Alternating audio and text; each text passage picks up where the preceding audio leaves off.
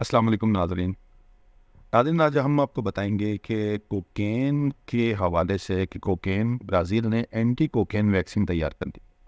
جی ناظرین، برازیل نے کوکین کی لت کے خلاف ایک ویکسین تیار کر دی ہے۔ تیار کردہ گیلیکس کوکا نامی یہ ویکسین دماغ پر کوکین اور کریک کے اثرات کو روک دے گی۔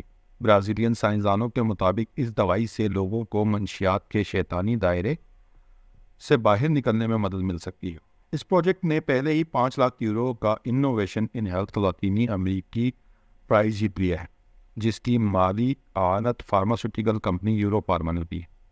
غیر ملکی خبر رساں ادارے کی رپورٹ کے مطابق فیڈرل یونیورسٹی آف میناس گیریس UFMG میں پروجیکٹ کے کوارڈینیٹر ماہر نفسیات فریڈریکو گارسیا نے کہا کہ گیلیکس کوکا ایک ویکسین ہے جو مریض کو اینٹی باڈیز پیدا کرنے میں مدد دیتی ہے جو دوا سے منسلک ہو سکتی ہیں اور اسے دماغ میں داخل ہونے سے روک سکتی ہے۔ دوسرے الفاظ میں، یہ دوائی کوکین کے ذریعے پیدا ہونے والی ان تسکین بخش احساس کو روک سکتی ہے جو اس کو لینے کے نتیجے میں دماغ کے ایک حصے میں پیدا ہوتے ہیں۔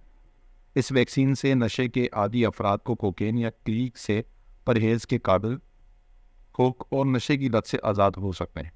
محققین کے مطابق تجربات کے دوران گیلیکس کوکا نے چوہوں کے جنین کو کوکین سے محفوظ رکھا ہے، جس کے نتیجے میں اگر اسے انسانوں میں نقل کیا جائے تو یہ ایسی حاملہ خواتین کے علاج میں مدد کر سکتی ہیں جو نشے میں مبتلا ہیں۔ گیلیکس کوکا کے لاطینی امریکہ کے کلینیکل ٹرائل یہ ظاہر کرتے ہیں کہ ویکسین کارآمد ہے، اور اگر اسے نیشنل ہیلتھ سرویلنس ایجنسی کی رجسٹریشن مل جاتی ہے تو یہ پہلے اینٹی کوکین ویکسین بن جائے گی۔